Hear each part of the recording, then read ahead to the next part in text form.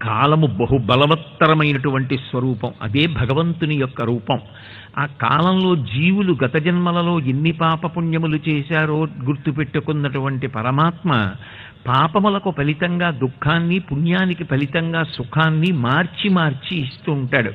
కేవల దుఃఖాన్ని ఇచ్చినా భరించలేడు, కేవలంగా పుణ్యానికి ఫలితంగా సుఖాన్ని ఇచ్చినా విర్రవీగుతాడు. అందుకే మార్చి మార్చి ఇస్తాడు.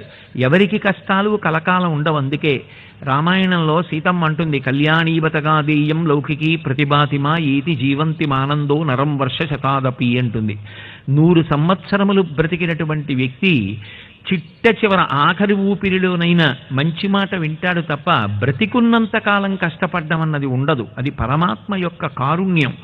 మార్చి మార్చి అయినా సరే కాసేపు సుఖాన్ని కాసేపు దుఃఖాన్ని ఇస్తూ ఉంటాడు. పూర్తిగా ఒక్కలా ఇస్తే భరించలేడు అని.